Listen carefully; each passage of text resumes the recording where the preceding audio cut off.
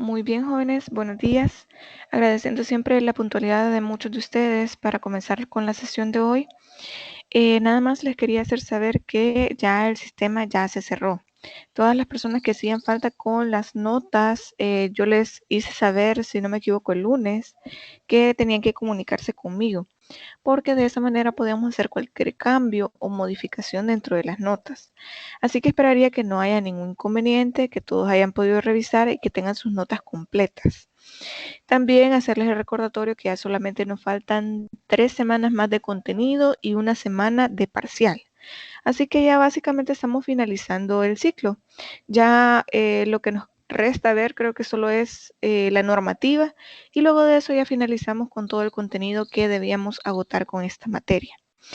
Esas son las dos cuestiones que les quería hacer saber y bueno, con lo de la actividad, creo que al final podemos hablar un poco de eso. También aclararles un punto. Yo la semana anterior les mencionaba aquí en la videoconferencia que la actividad estaba diseñada para 2 semanas. Que lo que sucedía era que cada semana que tengo que dejar actividad, porque básicamente es el laboratorio 1, a mí se me pide como requisito colocar el buzón en la semana. Si yo describo la actividad del laboratorio, yo tengo que colocar un buzón en esa semana.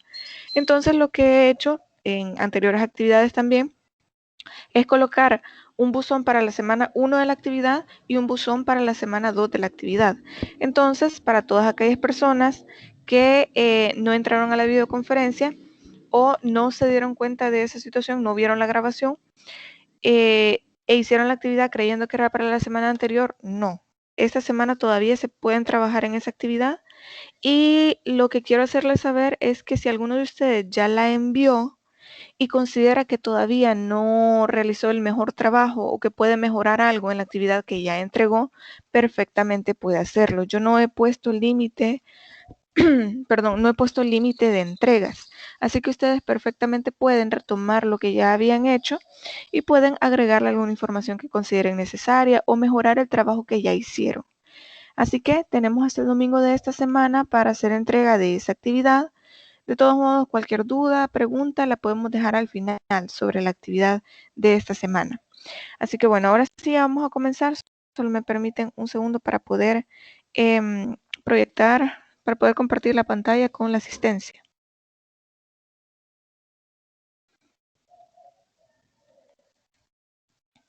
Ok, bueno, voy a mencionar su nombre. Por favor, me dicen presente o me colocan presente en el chat. Mario Ernesto Batres Cerón. Ok, gracias Mario. Daisy Victoria Benavides Villegas.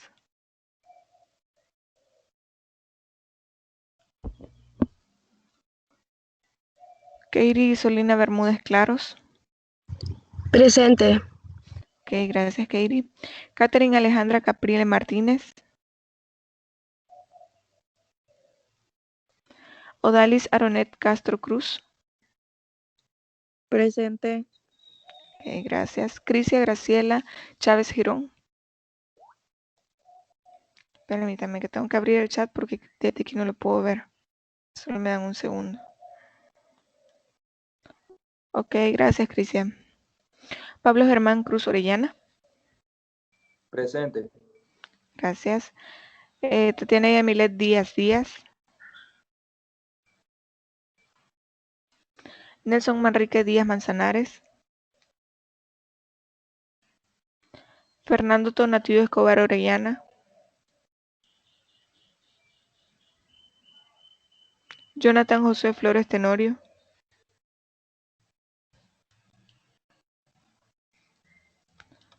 Permítanme.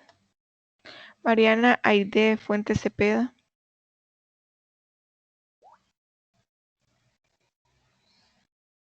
Ok, gracias Mariana. Rosa Alicia García Hernández.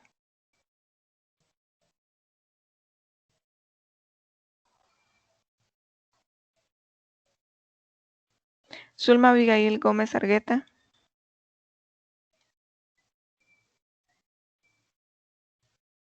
Jennifer Anabel Guevara Chévez.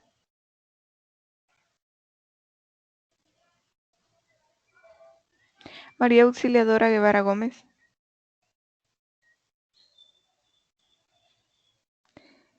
Rosalinda Gutiérrez Canales. Presente. Ok, gracias. Vicente Vladimir Guevara, perdón, Gutiérrez, perdón.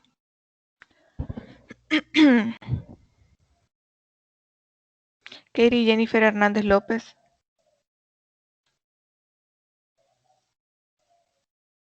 Katie Elizabeth Lazo Escobar.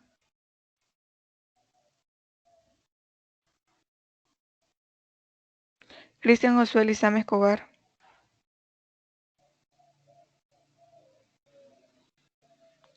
Katia Lisbeth Martínez Díaz.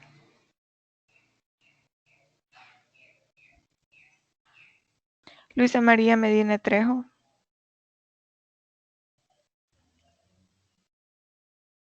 Carlos Alberto Mesa Carrión.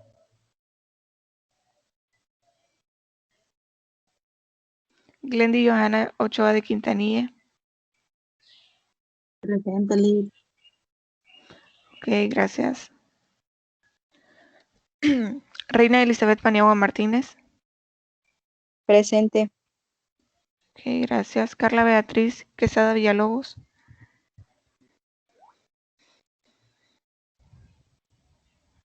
Gracias, Carla. Emanuel Eli Quintanilla Quinteros.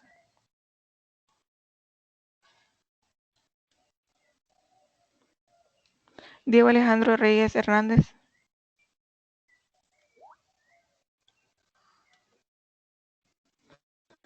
Ok, gracias, Diego. William Josué Reyes Sánchez. Reina Elizabeth Rivera Reyes. Buenos días, presente, Liz.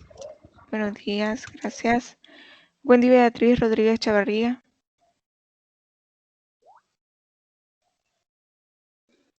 Ok, gracias, Wendy. Kenia Yasmin Rovira Álvarez. Así me había pedido permiso. Maybelline Patricia Sajet Parada. Presente, Liz. Ok, gracias. Aarón S.U. Santos López.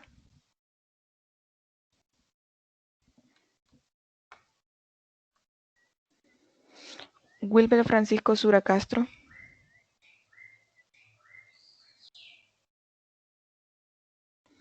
Erika Araceli Trejo de Sorto. Tarcisio Antonio Urrutia Villalobos. Presente. Gracias. Job Antonio Vázquez Amaya.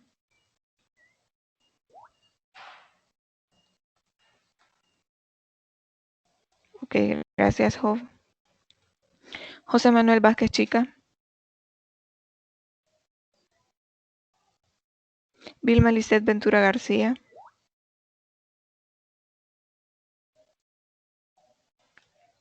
Buenos días, Vilma, gracias. Ana Cecilia Zelaya da Silva. José Raúl Zelaya Jurado.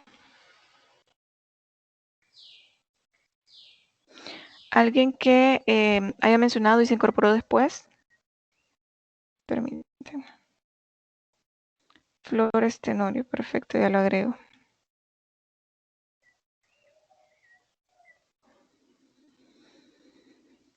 No sé por qué los escucho tan desanimados ahora y tampoco les he dado vacaciones. Si se dan cuenta, son muchas las personas que faltan en la asistencia. Buenos días, Liz. Hola, buenos días, dígame. Mi nombre es Carlos Alberto Mesa. Perfecto, ya lo voy a agregar. Ok, gracias. Como les decía, no les he dado vacaciones, así que no crean que porque vamos a terminar el ciclo nos podemos descuidar.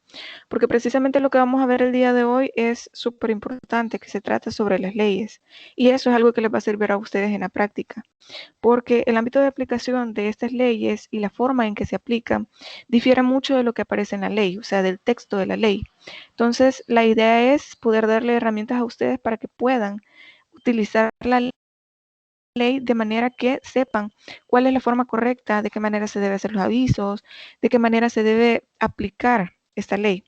Entonces, es importante siempre la presencia de ustedes en estas videoconferencias porque, como digo, si fuera la idea que ustedes vayan a leer Para eso solamente les dejaríamos el contenido de la semana. Y la idea es que ustedes también puedan tener un plus con la explicación que se les da en la videoconferencia. En este caso, yo no les puedo traer otro recurso, o sea, un video, no les puedo traer un quiz, una encuesta o algo parecido a eso, porque, como les menciono, nos importa ahorita la forma en que se va a aplicar la ley, las implicaciones que tiene, cuáles son las instituciones a las que pueden ir, etcétera. Y esto nos va a tomar un poco de tiempo porque sí es bastante lo que hay que explicar. Y como les menciono, esta ley es bastante importante porque es poco comentada a comparación de lo que sucede con la ley. En el caso de la ley, pues ya hay instituciones como ISDEMU que se encargan de la difusión de esta ley. Entonces explican el contenido, los tipos de violencia, cuándo denunciar, a dónde denunciar, etcétera. Pero esta ley contra la violencia intrafamiliar es bastante peculiar en algunos aspectos y eso lo vamos a ver más adelante. Sobre esto, no sé, me imagino que muchos ya tienen conocimiento del contenido de esta ley o han escuchado hablar de ella. Ahora bien, para poder hablar un poco sobre el contenido de esta ley, es necesario que retomemos algunos aspectos que ya habíamos hablado en semanas anteriores, específicamente en lo que ustedes hablaban por la evaluación de su parcial, es decir, sobre la violencia. Porque hablábamos sobre el tema de que la violencia dentro del seno de la familia siempre había sido una situación bastante cerrada, bastante privada, en la cual nadie podía comentar, nadie podía opinar, nadie podía dar un comentario acerca de esto porque era un problema meramente familiar, donde solamente los miembros de la familia podían saber las razones por las que se daba esta violencia o podían tratar de buscar la forma de resolverlo. Sin embargo, como ustedes ya saben, nuestra sociedad siempre ha sido bastante patriarcal, siempre ha sido bastante misógina y machista, de tal forma que antes pues era mucho más fácil, más bien se daban las condiciones de manera más fácil para que esta violencia sucediera dentro del seno familiar y las personas alrededor no se dieran cuenta o simplemente no quisieran intervenir en estas situaciones porque consideraban que eran cosas de familia, que eran cosas que debían resolver dentro de la familia. Sin embargo, esto no significa que a través del tiempo no se ha progresado un poco en esta situación, en esta perspectiva, pero ¿a qué se debe? Se debe a que en la Constitución que tenemos vigente dice que la familia es la base fundamental de la sociedad y como tal el Estado lo debe proteger. ¿Lo va a proteger de qué? De que pueda gozar de todos los derechos y libertades que tiene.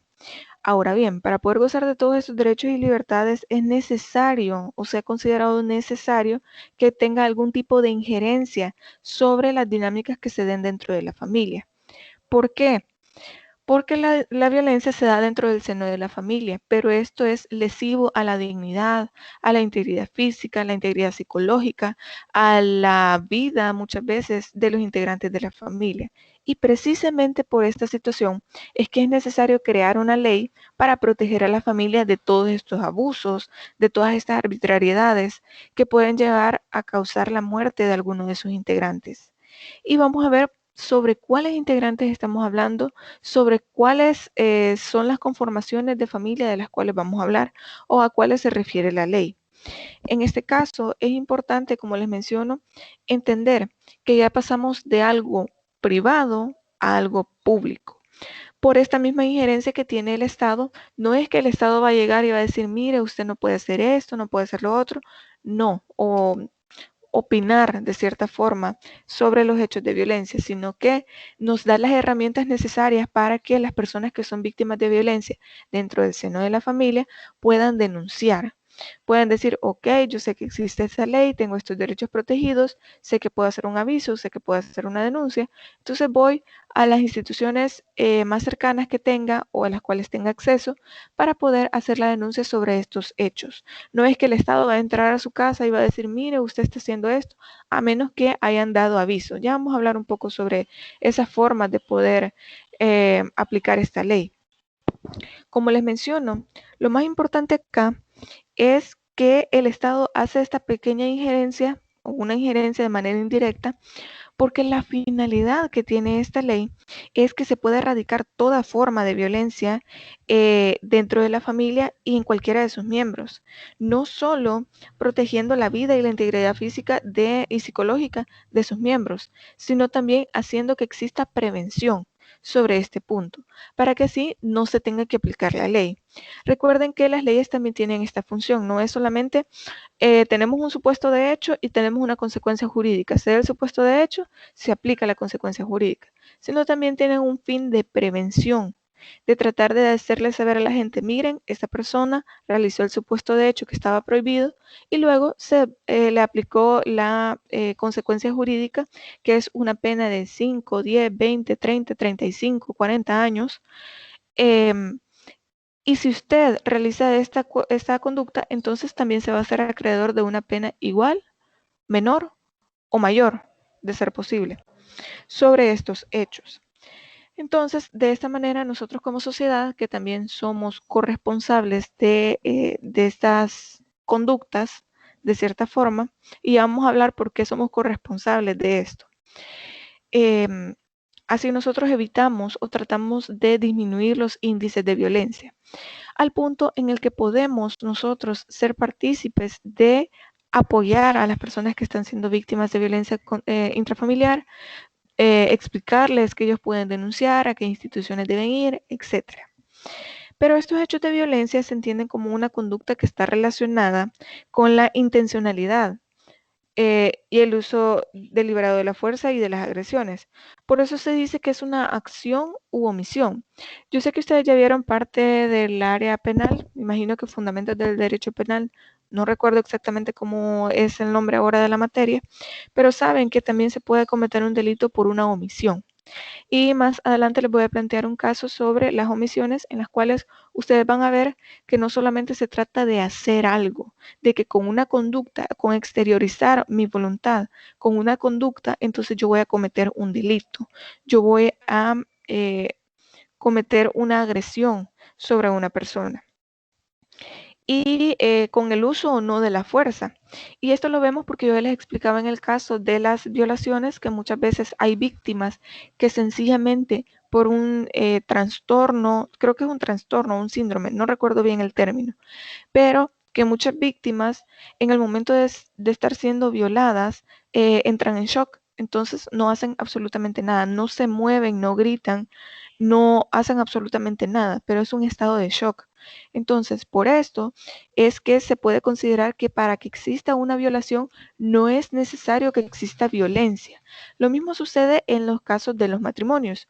Mucha gente, como ya les había mencionado esto, critica el hecho de que dentro de los matrimonios exista violaciones. Pero el caso acá es que para que exista una violación es necesario que exista la ausencia del consentimiento. Mientras haya ausencia de consentimiento, entonces es violación. No se trata del uso de la fuerza, es la ausencia del consentimiento.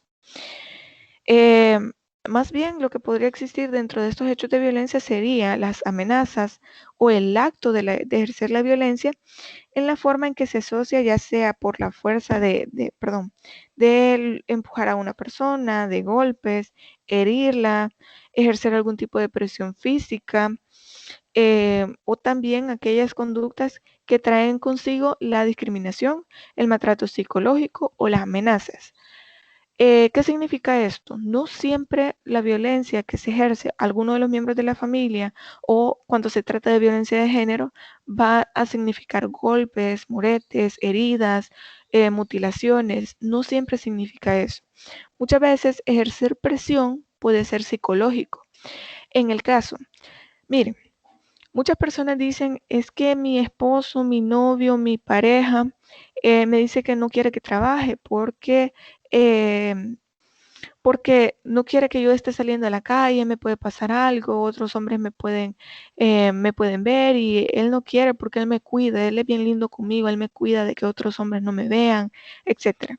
Y romantizamos esta idea de querer creer que la pareja nos está cuidando, cuando nosotros, al ser adultos, somos completamente libres de tomar las decisiones que consideremos correctas. Está bien que su pareja, su novio, esposa, con quien usted quiera tener una relación sentimental, quiera cuidarlo de que no le pase algo, perfecto, pero que esto no signifique coartarle la libertad de poder tomar ciertas decisiones, especialmente si se trata de su proyecto de vida, que esto implica trabajar, no trabajar, seguir estudiando, no estudiar, etc.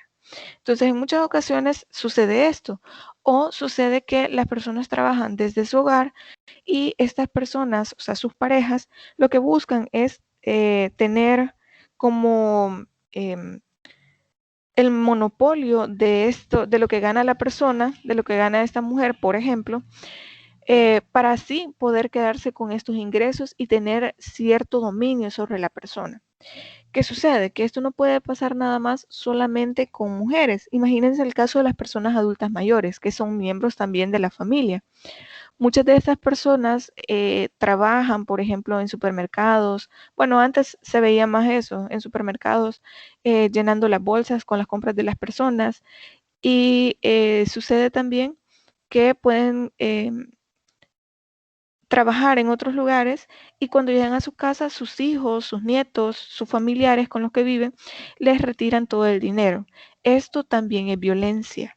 Entonces, por eso es que es necesario que entendamos que la violencia no solo se va a ejercer contra la mujer, también puede ser ejercida por cualquiera de los miembros de la familia. En el caso,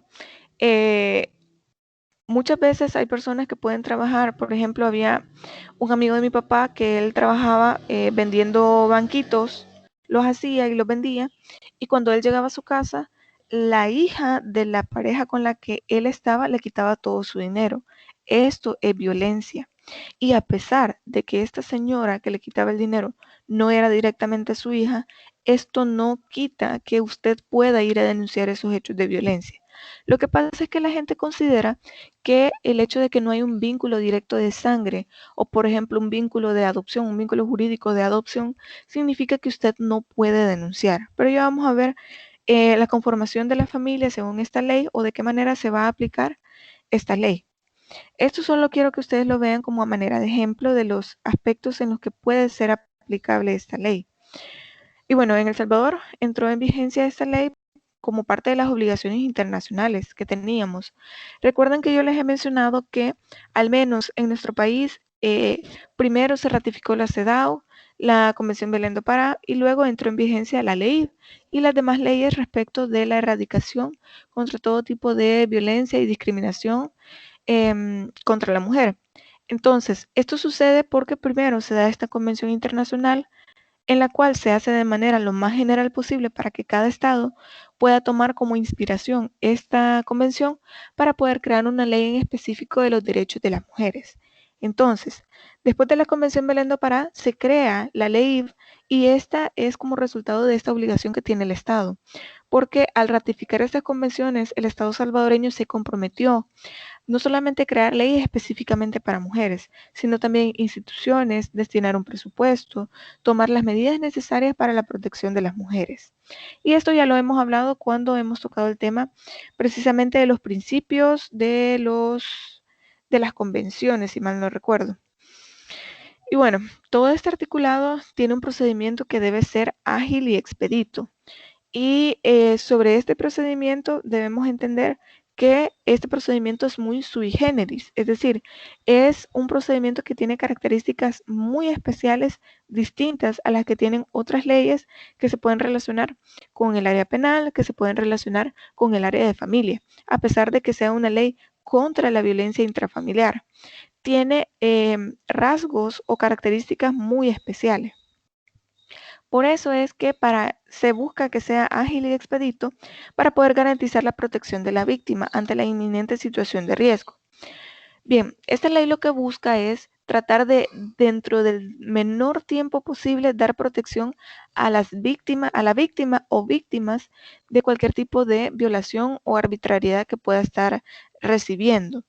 Por eso es que este trámite trata de permitir que todos los principios procesales que se puedan dar de forma obligatoria dentro de la ley procesal de familia se puedan aplicar para que así la persona pueda realizar esta denuncia, pueda realizar este aviso, pueda ir directamente a los juzgados para así hacer valer todos sus derechos. sobre la aplicabilidad de la ley contra la violencia intrafamiliar está a cargo de los jueces, ya sea de familia o de paz. Ustedes me van a decir, bueno, pero si ya tenemos una jurisdicción específicamente de familia, ¿por qué los juzgados de paz también pueden conocer sobre esta materia? Bien, sucede que dentro de la posibilidad de denuncia o de aviso de estos casos se da lo siguiente. En muchas ocasiones, la víctima o los vecinos o las mismas personas que viven en el hogar llaman a la policía llega, ve que se están dando estas agresiones, esta violencia, y detienen a la persona agresora. Se la llevan a Bartolinas. Entonces, aquí es donde se activa esta parte de la detención administrativa, que esto da pie a que se vaya a un juzgado de paz. Es solamente como el trámite que se sigue lo que hace que se lleve a un juzgado de paz. Distinto es que usted vaya con un abogado o que las personas lo busquen a ustedes para decirles, miren, yo estoy recibiendo violencia, necesito que usted me ayude porque quiero que le impongan medidas a esta persona, que esta persona se vaya de mi casa, o simplemente denunciarlo porque yo ya no quiero estar con esa persona y no deja de molestarme y de agredirme. Distinto es también que la persona agredida, es decir, la víctima, vaya directamente al juzgado de familia y diga, miren, yo estoy recibiendo violencia, necesito que me ayuden. Esta es otra de las posibilidades en las cuales se puede dar. También se puede dar que la persona vaya directamente a la policía, vaya a la fiscalía, vaya a la procuraduría y tengo entendido que también en ISDEMU reciben este tipo de denuncias, pero no les dan trámite en sí, sino que ellos libran un oficio a la fiscalía para que sea la fiscalía la que reciba la denuncia. Es decir, ellos solo son como un medio para poder llegar a la fiscalía, porque como les mencionaba en clases anteriores, ISDEMU solamente tiene 2 programas activos en este momento, el de divulgación de la ley y otro programa que es meramente administrativo. Entonces ellos ya no conocen casos tal como lo hacía antes y como lo hace la PROCU, perdón, no lo hacen de esa manera. Entonces, todas estas son formas en las cuales se puede acceder a la jurisdicción, es decir, se puede acceder a los juzgados, ya sea de paz y de familia. Pero también hay diversas situaciones en las cuales los juzgados especializados de la mujer también pueden conocer. Y vamos a tocar esta parte del tema porque ya sabemos que estos juzgados han sido creados específicamente para la jurisdicción de las mujeres, es decir, la violencia de género, no tanto violencia intrafamiliar. Pero vamos a ver en qué casos específicamente estos juzgados pueden llegar a conocer. Entonces, nosotros tenemos que la jurisdicción para poder aplicar la ley contra la violencia intrafamiliar son los juzgados de paz y los juzgados de familia. En casos determinados también tienen competencia los juzgados especializados para una vida libre de violencia y discriminación para las mujeres, pero esto se hace por criterio de competencia, se hace en este sentido. Sucede que el juzgado especializado para una vida libre de violencia y discriminación para las mujeres puede conocer solamente en 2 ocasiones. La primera es que esta violencia intrafamiliar se esté dando contra una mujer, que dentro del grupo familiar se dé esta violencia intrafamiliar contra la mujer. Y la segunda cuestión es que puede conocer a prevención. Yo sé que ustedes ya más o menos tienen claro a qué se refiere esta figura de conocer a prevención. Esto significa que por alguna equivocación, por algún error, por desconocer la jurisdicción o la competencia que tienen los juzgados, usted va como abogado y presenta la demanda, la denuncia dentro de un juzgado que no es el correcto, que no tiene jurisdicción. Por ejemplo, que yo sepa que el demandado vive en San Salvador, pero que vive en La Unión, vamos a ponerle para que esté más cerca. Pero yo presento la demanda aquí en el juzgado de San Miguel, en la torre judicial, aquí en San Miguel, para un divorcio. ¿Qué hacen ellos? Bueno, ellos tienen la posibilidad de rechazar esta demanda porque no es la jurisdicción correcta o simplemente porque ya se ha dado de esa forma, ellos le dan trámite y lo envían al juzgado de la Unión para que ellos conozcan de esto. Pero a ver, nos quedamos en la parte en que pueden conocer. Usted presenta la denuncia o la demanda a un juzgado que no es el correcto, Entonces, ¿qué hacen ellos? El juzgado especializado para una vida libre de violencia y discriminación para las mujeres. Dependiendo de la emergencia o de la urgencia más bien del caso, ellos pueden conocer a prevención. Es decir, ellos le dan trámite a este proceso sin conocer del fondo del proceso. Es decir, ellos pueden admitir, pueden establecer algún tipo de medidas cautelares por la urgencia del caso, pero ellos no conocen sobre el fondo del caso. Ellos no pueden decir, vamos a dejar una audiencia para el día tal. Vamos a, conocer específicamente del caso en sí, porque pueden haber muchas variables. Entonces, lo que hacen ellos es conocer a prevención. Una vez que le ha dado trámite, es decir, que admite esta denuncia o, esta demanda, también puede establecer medidas cautelares y luego de esto le da trámite, o sea, le manda el oficio al juzgado competente. En este caso sería el juzgado de familia o el juzgado de paz. Entonces, estas son las únicas dos situaciones en las que puede conocer el juzgado especializado para una vida libre de violencia y discriminación contra las mujeres. También se hace mucho la crítica de que por qué los juzgados van a conocer si ellos, a pesar de que conocen, o sea, su competencia es mixta, a pesar de esto, ¿por qué ellos deben conocer de aspectos que tienen que ver específicamente con el área de familia? Bueno, como ya les mencioné, por esto que sucede, que se detiene de manera administrativa a estas personas por la agresión que le realizan a la víctima, entonces se le da trámite de esa manera. Sin embargo, también los jueces de paz reciben casos de violencia intrafamiliar que no precisamente tengan que ver con una denuncia y una detención provisional, con una detención administrativa. También reciben estos casos. ¿Por qué? Precisamente por el desconocimiento de las personas sobre cuál es la jurisdicción a la cual deben acceder, porque muchas personas van sin un abogado al centro judicial y van a los juzgados de paz y dicen, mire, yo estoy recibiendo violencia, no sé a dónde ir, no sé dónde tengo que ir a realizar la denuncia. Entonces ahí mismo se tiene esa flexibilidad para poder admitir estos procesos y que se conozcan en sede de paz. En el caso, yo llevé un proceso de violencia intrafamiliar en un juzgado de paz y es relativamente muy parecido a lo que sucedería en un juzgado de familia, en el cual, y les voy a comentar este caso para que ustedes vean una particularidad que tiene la ley contra la violencia intrafamiliar. Sucedía que en este caso se dio la violencia de la siguiente forma. Eran dos señoras que trabajaban en el mercado, las dos tenían un puesto en el mercado y lo único que dividía a cada una de estas señoras de sus puestos, es decir, la víctima tenía su puesto, luego estaba el puesto de otra persona que no tenía nada que ver y luego estaba el puesto de la persona agresora, de la supuesta agresora.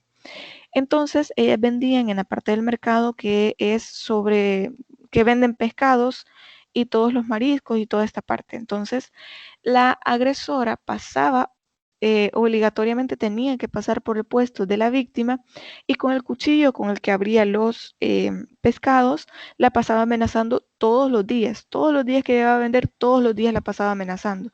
Le gritaba, le decía a los clientes que tenía ella que no, que se fueran, que ella era una mala persona y comenzaba a decir un montón de cosas. La insultaba y llegaron hasta agresiones físicas en las cuales no solamente participó la agresora, sino también participó otra persona. Y bueno, el asunto acá es que me van a decir ustedes, pero bueno, ¿qué tiene que ver la violencia intrafamiliar con este caso? Sucede que la agresora había tenido una relación matrimonial con un hombre con el cual había tenido una hija. Entonces, en esta relación, ellos ya se habían separado y este señor se había hecho pareja de la víctima. Entonces, debido a este vínculo que existió, de este vínculo interpersonal que existió con este señor y porque él también participó en los hechos de violencia, tratando de defender a la víctima, entonces se consideró que ahí podía existir o se podía aplicar la ley contra la violencia intrafamiliar. ¿A qué voy con esto? Con este caso que les estoy comentando. Lo que les trato de hacer saber es que la violencia intrafamiliar no solamente se da en papá, mamá e hijos. No solo eso es lo que conforma la familia. Tenemos esa idea de que la familia únicamente se conforma de esa manera por esta imagen que teníamos, ¿se acuerdan del Seguro Social, donde estaba papá, mamá y los 2 niños? Nada más, y no es así. La Constitución de nuestro país nos dice que se va a proteger a la familia y nos explica todos los derechos que tenemos para la protección de nuestras familias. Sin embargo, en ningún momento hacen como una delimitación de quiénes son los miembros de la familia o de qué manera se debe conformar cada uno de estos grupos familiares.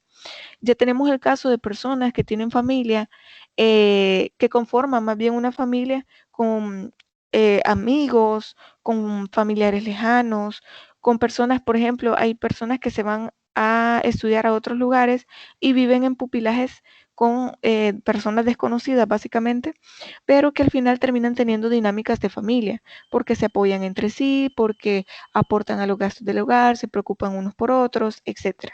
Entonces terminan teniendo dinámicas de familia. Pero, como les mencionaba, en nuestra Constitución no hay en ningún lugar una dinámica, perdón, una definición de cuáles van a ser las conformaciones de familia dependiendo de las dinámicas que se den dentro del hogar.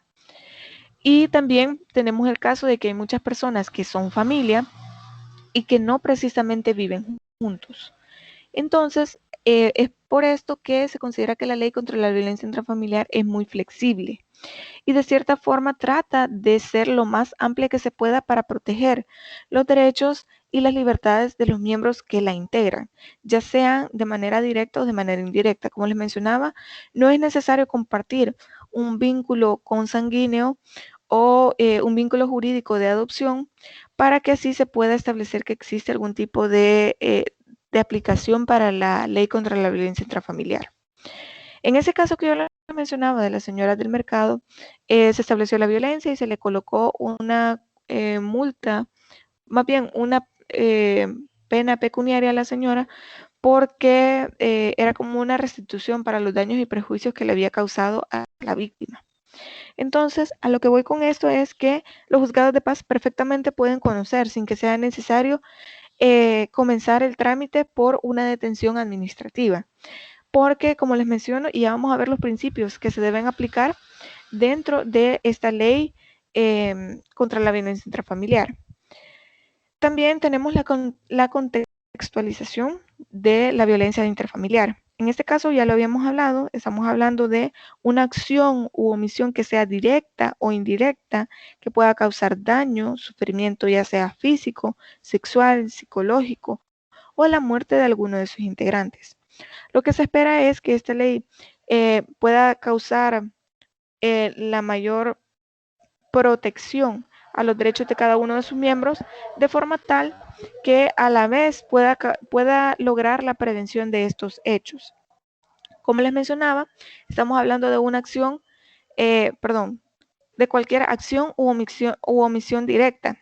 Aquí es donde les voy a hablar sobre por qué se explica esta parte de la omisión.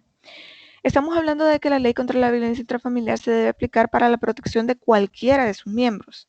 Y les voy a poner el caso. Yo tengo una compañera en la maestría que ella trabaja en los juzgados especializados de niñez y adolescencia y nos comentaba el siguiente caso.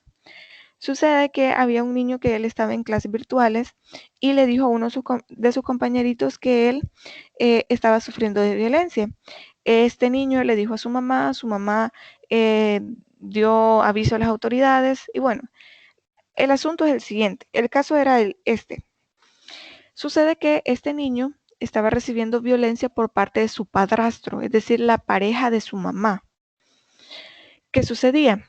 Este padrastro del niño, además de que lo agredía físicamente, que lo humillaba, que lo insultaba, abusaba sexualmente de él también, y no era solamente esto, sino también que si en algún momento este niño no realizaba alguna conducta o alguna acción que el señor quería, entonces lo dejaba sin comer por varios días. Recuerden que ya habíamos hablado sobre las obligaciones que tienen los padres para con los hijos, que uno de ellos es el deber de darles alimento, de alimentar a los hijos, de darles educación, de darles recreación, vestimenta, etcétera. Entonces, se entiende para esta ley que la función que tenía este señor al ser considerado el padrastro se asemeja al de un padre, lo que significa que la omisión de darle alimentos también es parte de las conductas que se están penando dentro de lo que él hacía. Bien, se detuvo a este señor por estas acciones que él realizaba, pero también se detuvo a la mamá del niño por la omisión del deber de cuidado, por la omisión de no haber denunciado estos hechos. Porque recuerden que según la Lepina, se entiende que no se puede, permítanme, que no se puede realizar ningún tipo de violencia, ejercer ningún tipo de violencia, especialmente por parte de los padres. Ahora bien, hay un principio que se llama corresponsabilidad dentro de la Lepina, en el cual dice que la sociedad, el Estado y la familia, los tres son garantes de los derechos de los niños. Entonces, esta señora, al no haber denunciado estos hechos, al haber sido cómplice de estos hechos, también debía ser detenida por la omisión de no haber denunciado estos hechos. ¿Qué les trato de decir con esto? Las omisiones también son parte de lo que debe o de lo que protege la ley contra la violencia intrafamiliar. Y bueno, en este caso que les comento de este niño, luego se investigó y se dieron cuenta que esta señora tenía otra hija, que no era hija del señor tampoco, pero que había muerto de inanicencia. Es decir, que había pasado tantos días que no le daban de comer a esta niña que la niña murió por esto.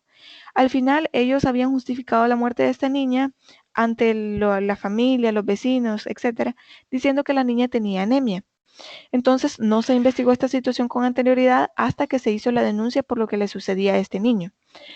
Entonces, para que se den cuenta que la violencia muchas veces parece que no se da, porque este caso se dio aquí en San Miguel, pero el problema es que como se da tanta reserva a estos casos, porque implica la identidad de los niños, o sea, la intimidad de estos niños, que lo que se busca es dar como conocimiento del caso, pero sin que se dé la identidad de estos niños.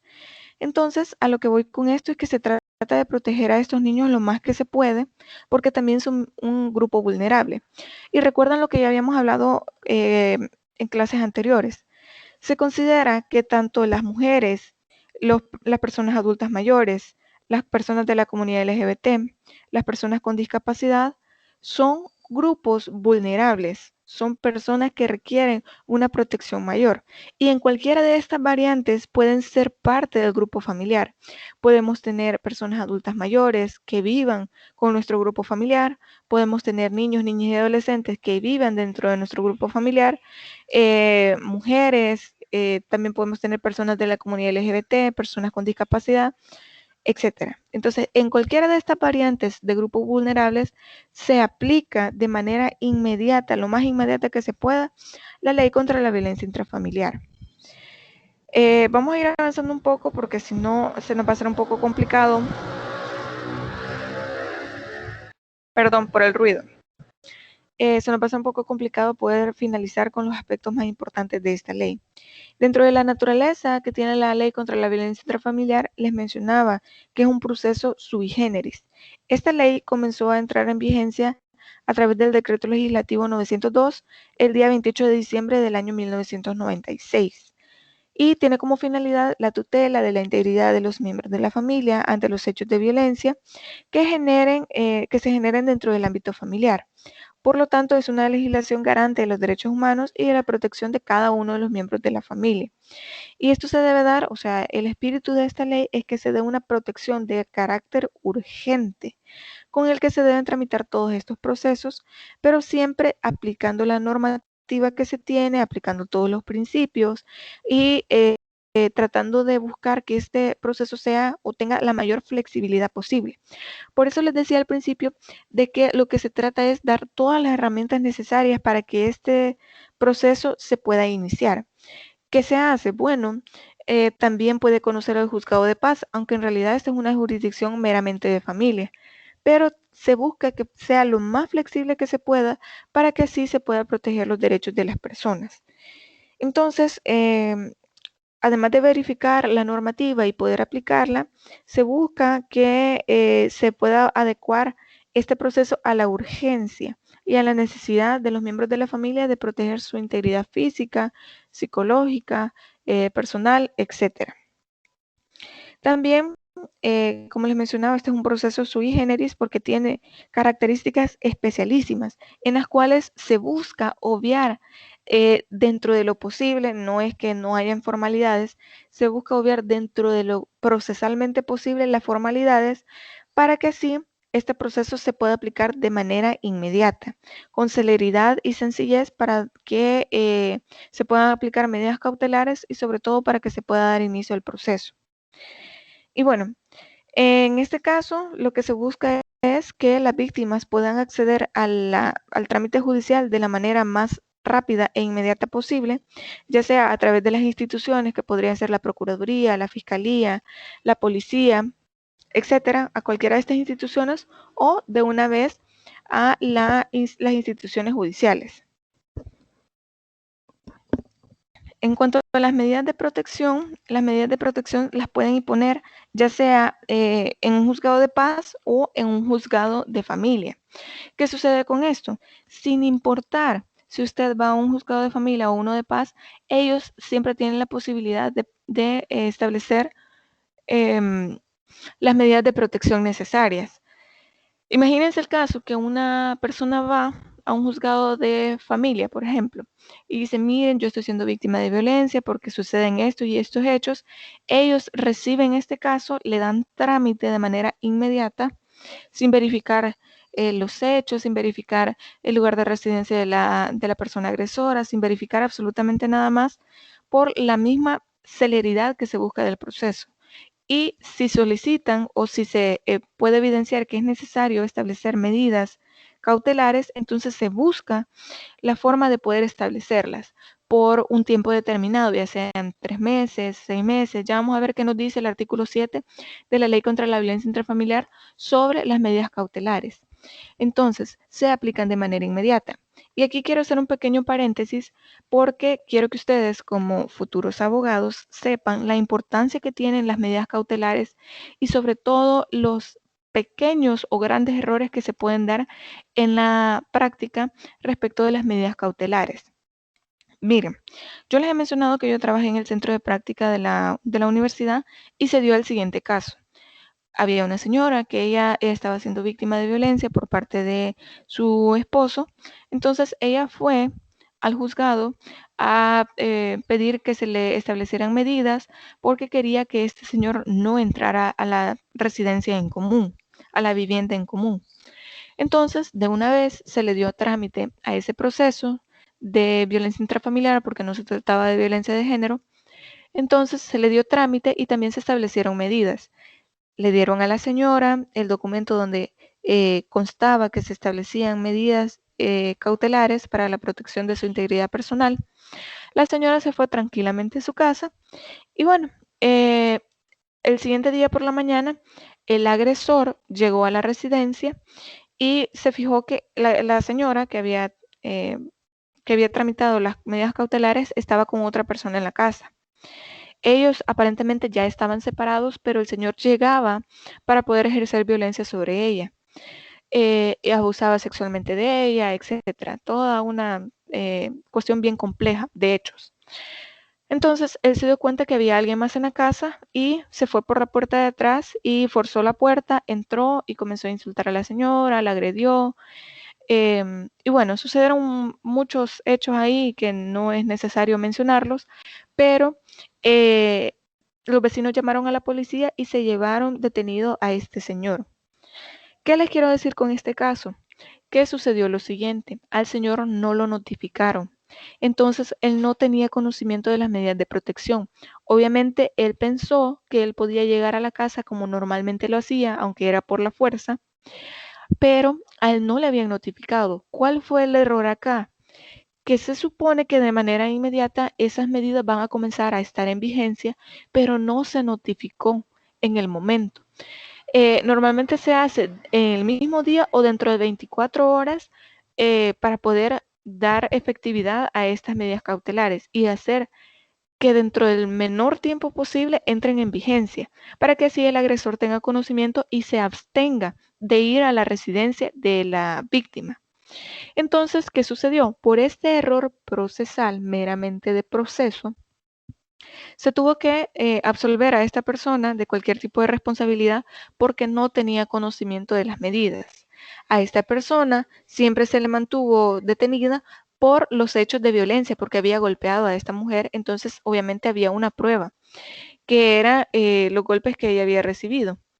Pero procesalmente estaba mal, porque no se había dado, no se había notificado estas medidas cautelares.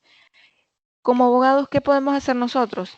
Pues nada más verificar estos hechos y, de ser posible, si nosotros representamos a la víctima, hacerle saber que lo más recomendable es que le haga de conocimiento al agresor,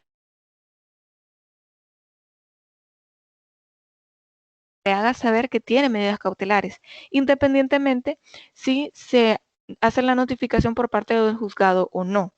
¿Por qué? Porque no es la primera vez que pasa. Hay muchos casos que se han dado en los cuales se piden medidas cautelares y no se notifican en el momento. Como les digo, como futuros abogados, ustedes deben estar al pendiente de cada paso del proceso, de cada cuestión, porque si no, su caso simplemente no va a prosperar. Esto solo se los hago saber para que ustedes lo tomen en cuenta, porque son cuestiones que en la teoría no aparecen, pero que en la práctica terminan siendo un obstáculo bastante grande. Y bueno, este trámite de una denuncia dentro o de un aviso que se da en la ley contra la violencia intrafamiliar implica la contención de las partes, es decir, que entren en contradicción la prueba, la resolución de un fallo judicial, y esto afecta a la condición jurídica de los particulares. ¿A qué se refiere esto? Pues bueno, eh, muchos casos se dan de la siguiente forma. Llama una persona y dice, mire, es que mi esposo me está agrediendo, mi mamá, mi hermano, etcétera. Esta persona X me está agrediendo. Entonces llega la policía, verifica los hechos, lo detienen. Cuando ya lo detienen, se lo llevan a Bartolinas. Entonces llega esta persona familiar, esposo, esposa, etcétera, como sea que se dé la situación, y dice, mire, señor policía, sáquelo, es que fíjese que fue mi culpa, yo provoqué esto, yo no debía haberle respondido, y hasta le llevan comida a la persona. Entonces, ¿qué sucede con esto? Que a pesar de que la persona se pueda retractar de este aviso o de esta denuncia que ha hecho, siempre se le busca dar trámite al proceso para que haya una contradicción de las pruebas y una resolución o un fallo motivado por parte de los jueces. ¿Por qué? Porque recuerden que habíamos hablado al principio de que ahora ya no es una situación que sea privada, sino una situación que sea pública. Y precisamente por eso es que se le va a dar el trámite correspondiente a la ley, a pesar de que la persona diga, no, mire, yo ya no quiero denunciar a mi esposo porque yo provoqué la situación. No se puede. Entonces, esta es una particularidad que tiene la ley, porque, como les comentaba también al principio, esta ley lo que busca, perdón, esta ley lo que busca, lo siento, es tratar también de considerarse como una parte preventiva, es decir, hacerle saber a las demás personas que si realizan esta conducta no solamente se va a quedar en voy a denunciar y después ya no y no pasa nada, o voy a dar aviso a las autoridades que lo detengan, lo van a tener ahí detenido unos 3 días, en los 3 días se le pasa el enojo, ya después que regrese a la casa y yo voy a quitar la denuncia también y todos felices como siempre. Porque esto lo que hace es alimentar el ciclo de violencia.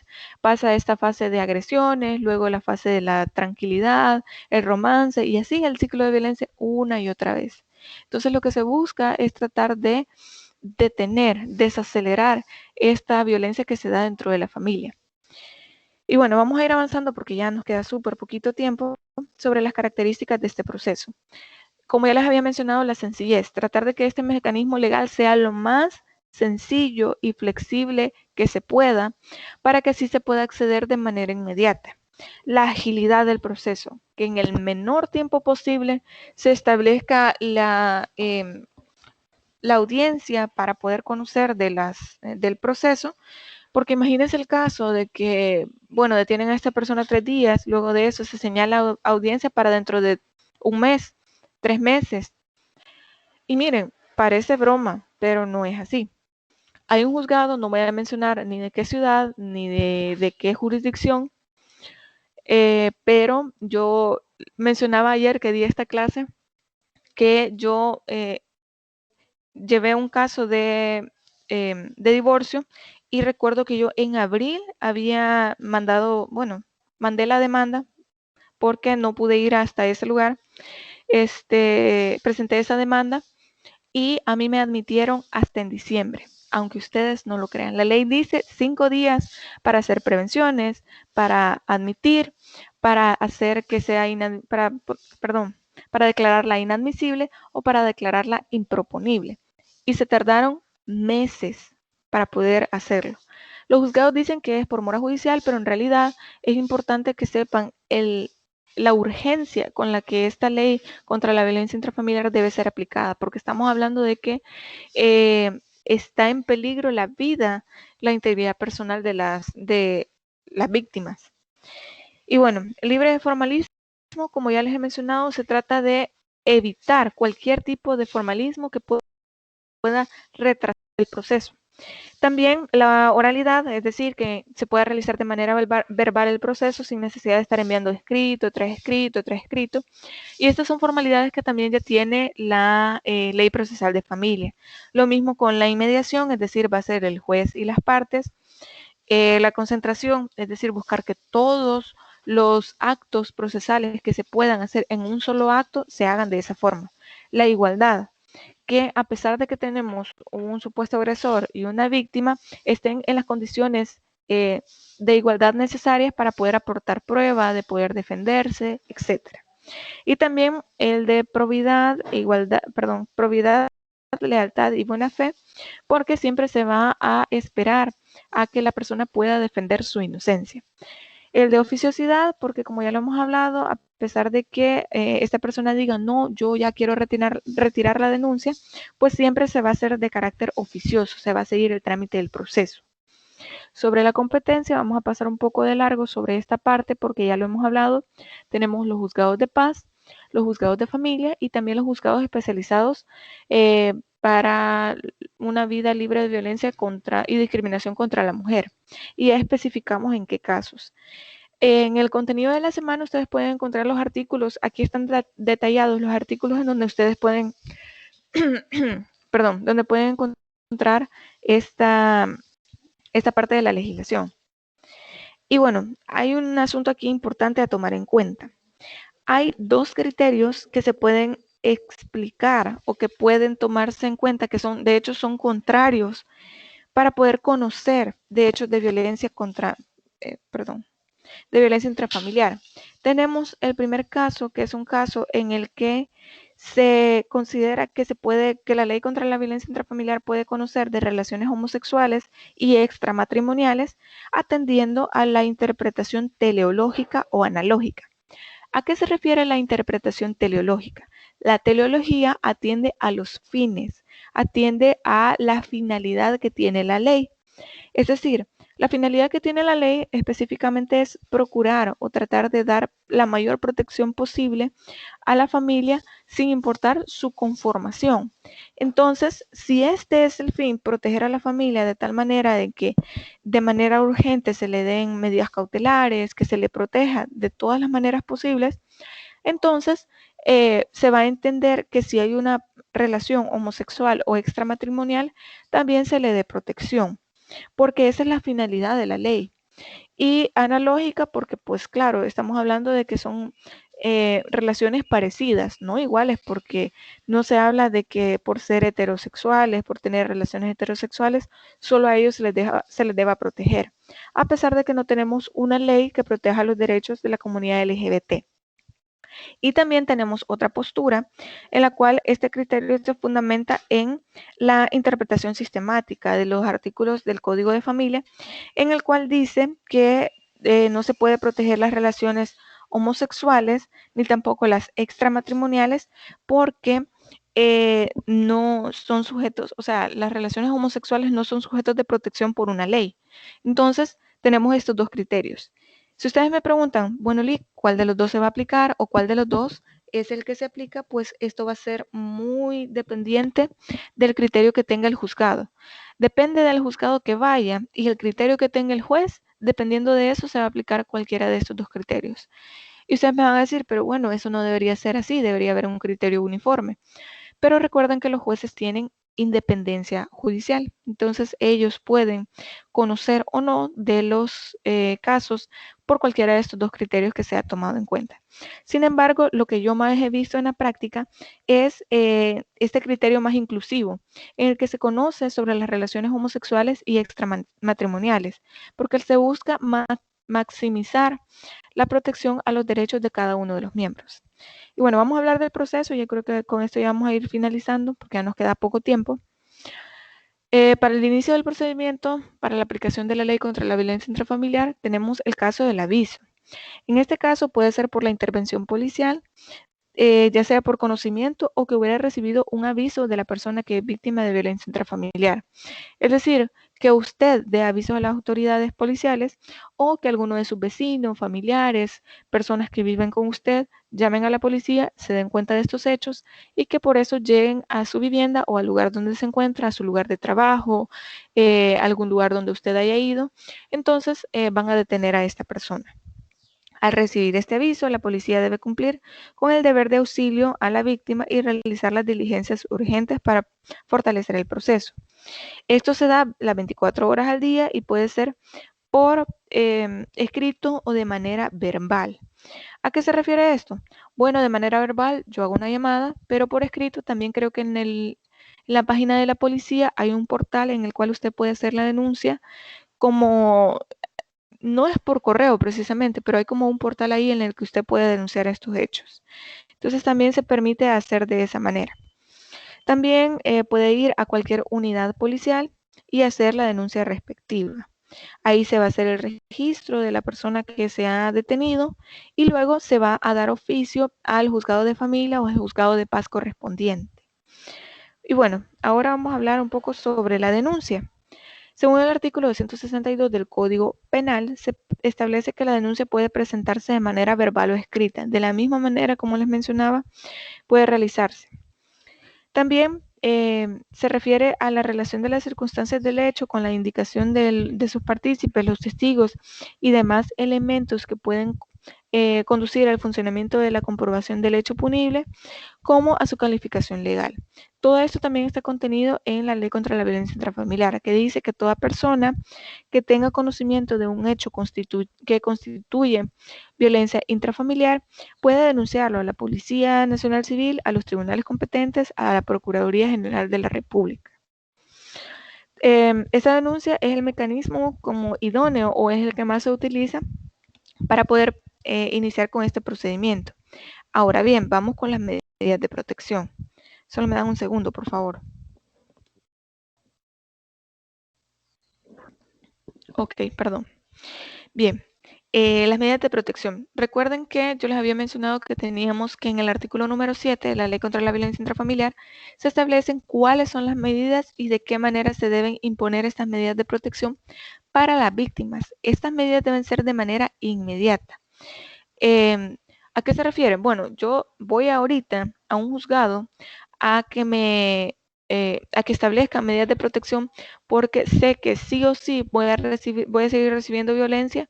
Entonces, en el momento en el que yo llego a hacer la denuncia, que llenan todos los datos y todo esto, entonces ahí mismo se establecen las medidas de protección, ya sea para 1 mes, 2 meses, 3 meses, normalmente de 3 a 6 meses, pero estas pueden ser prorrogables y pueden ser ampliables. Y esto nos lo dice la misma Ley contra la Violencia Intrafamiliar. Estas medidas se pueden ampliar en caso de que los hechos de violencia todavía sigan sucediendo o que haya un peligro inminente de que puedan seguir sucediendo, entonces se pueden ampliar. Aquí tenemos ejemplos de cuáles pueden ser las medidas de protección. En este caso tenemos orden judicial a la persona agresora para abstenerse de hostigar, perseguir, intimidar, amenazar o realizar cualquier otra forma de maltrato contra la víctima. También tenemos medidas de protección que están relacionadas con que el agresor deje el domicilio mutuo, o sea, el domicilio común. También hay medidas de protección para prohibir a la persona agresora de ingerir bebidas alcohólicas, estupefacientes o cualquier sustancia alucinógena. También hay medidas de protección para pedir que la persona agresora no llegue al lugar de trabajo de la víctima, etcétera. Hay una cantidad de medidas que ustedes pueden ver hasta el literal I, pero esa la pueden revisar dentro de la ley. No me quiero detener mucho en eso porque en realidad es bastante extenso esto de las medidas y quiero avanzar un poco más en otras cuestiones, si me permiten. Quiero avanzar hasta esta parte, que es la finalización del proceso de las medidas de protección. Pueden suceder dos cuestiones, que caduquen las medidas de protección, es decir, imagínense que se dé el caso que hoy se establecen medidas para 3 meses, y bueno, pasan esos 3 meses y el día en que se cumplen esos 3 meses dejan de tener vigencia, es decir, caducan. También que no se prorroguen oficiosamente, es decir, que no vaya yo a la autoridad competente a decir que los hechos o el peligro sigue siendo inminente y que de carácter oficioso se pueda establecer que se van a seguir dando las medidas de protección, pero también recuerden que yo les mencioné que se pueden ampliar y se pueden prorrogar. Así que tenemos esta salvedad de pedir que se sigan dando estas medidas de protección para así hacer efectiva la protección contra la violencia. Dentro de la audiencia, pues esto es bastante parecido a lo que se hace en los procesos de familia, por eso no me voy a detener mucho acá. Se hacen exámenes periciales, dictamen pericial, el señalamiento y la citación para la audiencia y la comparecencia de las partes, pero esto se da, la comparecencia de las partes cuando se da en la sede de paz, porque al menos en la sede de familia los testigos se deben presentar hasta la audiencia de sentencia, no en la audiencia preliminar. Entonces, nosotros acá debemos tener en cuenta que lo importante acá en esta audiencia preliminar es fijar los hechos, tal cual como sucede en los procesos de familia, poder establecer cuáles son las pruebas, es decir, descartar aquellas pruebas que no sean lícitas, que no sean útiles, que no sean pertinentes en el caso, y si es posible llegar a un tipo de acuerdo.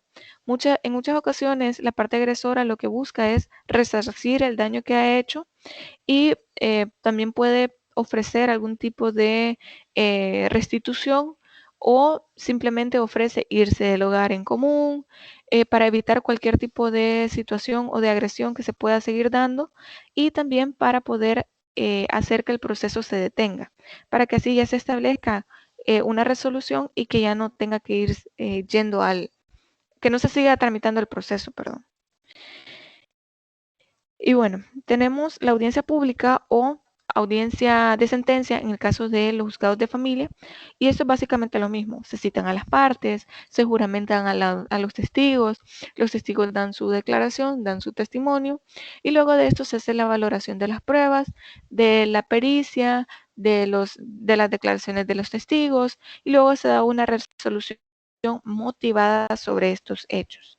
En la sentencia es necesario que se dé lo siguiente: tener por establecidos los hechos de violencia o no tener por establecidos los hechos de violencia, dependiendo del fallo, si se absuelve o se condena.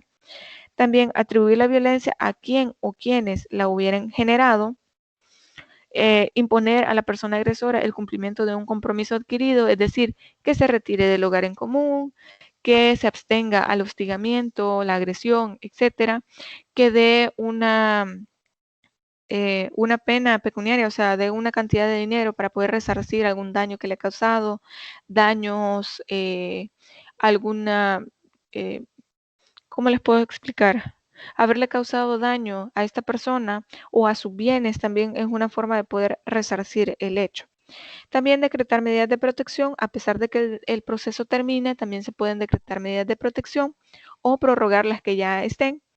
Y también imponer a la persona agresora una obligación de pagar a la víctima el daño emergente de la conducta o el comportamiento violento, imponer al agresor o agresora un tratamiento psicológico, perdón, un tratamiento psicológico para por ejemplo, que pueden ir a Alcohólicos Anónimos, pueden ir a los CAPS, que son los Centros de Atención Psicológica, para el control de la ira, etcétera, etcétera. Hay diferentes formas de poder dar apoyo y acompañamiento psicológico a la persona agresora para que se abstenga de seguir comportándose de esta manera. Sobre la resolución, en este caso se permite la apelación y también se permite poder impugnar en las cámaras de familia. A pesar de que la resolución sea de un juzgado de paz, sobre los recursos va a conocer la cámara de familia, no va a ser la cámara de lo penal, como normalmente se hace con los juzgados de paz. Entonces va a conocer la cámara de familia, eso es lo más importante que ustedes deben saber sobre las resoluciones. También aquí tenemos los artículos que son aplicables, pero creo que ya únicamente voy a quedarme en esta parte. Y después de eso ya vamos a finalizar. La ley contra la violencia intrafamiliar en relación al Código Penal. Como yo les manifestaba al principio, no solo se relaciona con el área de familia, sino también con el área penal, pero solamente en estos dos hechos importantes. El primero es que la violencia intrafamiliar, según el artículo 200 del Código Penal, sea una reincidencia por parte del agresor. Es decir, yo primero voy al juzgado de paz o al juzgado de familia y, bueno, llevamos un proceso de violencia intrafamiliar, pero esta persona sigue realizando los mismos hechos. Entonces, como el área penal tiene la naturaleza de ser de última ratio, entonces va a ser luego el área penal la vía por la cual se puede llevar este trámite, por reincidencia. Y también está por desobediencia en caso de violencia intrafamiliar que se refiere al incumplimiento de las órdenes o las medidas de protección. Entonces, si esta persona a la cual se le ha impuesto medidas no es que, por ejemplo, no es que sigue causando agresiones físicas, pero se le colocó la medida de que no puede llegar a la vivienda familiar, pero esta persona sigue llegando a la vivienda familiar, entonces se puede interponer también el proceso, pero en el área penal, de desobediencia a estas medidas. Entonces, estas son las únicas dos formas en las cuales se puede conocer dentro del área penal. Y bueno, ahora sí, finalizamos con el contenido de hoy. Como les mencionaba al principio, es bastante lo que se tiene que aclarar y hablar sobre esta ley, porque hay muchas cuestiones de carácter procesal y de carácter que se da básicamente en la práctica, que en la ley no están contenidas y que nos va a servir bastante al momento de poder trabajar con estos casos de violencia intrafamiliar. Así que no sé si tienen alguna pregunta, alguna duda, algún comentario que quieran hacer. Podemos aprovechar este espacio para poder hacerlo. Si no es así, pues bueno, nos vamos a quedar hasta acá. Les agradezco muchísimo por... ok, me preguntan si se pueden llevar procesos múltiples. ¿A qué se refiere con procesos múltiples? Que se puede acumular varios procesos, es decir, que no sea solo violencia intrafamiliar. No sé si me puede aclarar ese punto. O que sean varios las personas que han sido denunciadas por violencia.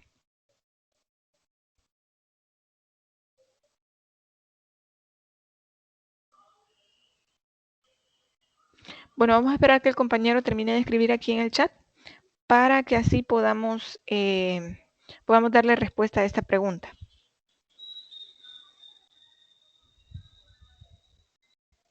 Está bien, Catherine, solo colóqueme sus apellidos ahí en el chat y yo lo voy a agregar en la asistencia, por favor.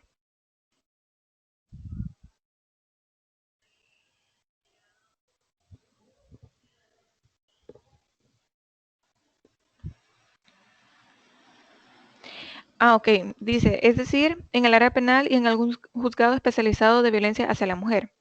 Fíjense que en la práctica he visto que sí se puede.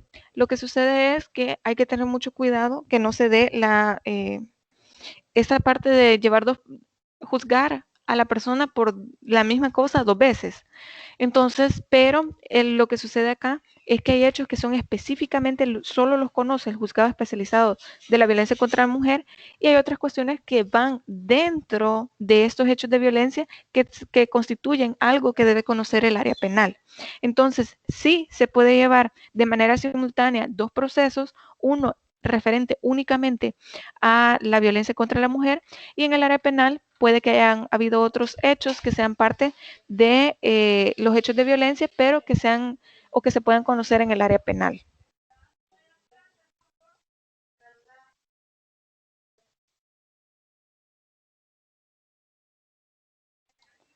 Ok, perfecto. Está bien, no hay ningún problema. Bueno, si no hay más preguntas, entonces nos vamos a quedar hasta acá. Ok, la voy a agregar, Catherine. Entonces nos vamos a quedar hasta acá. Les agradezco mucho por su punto.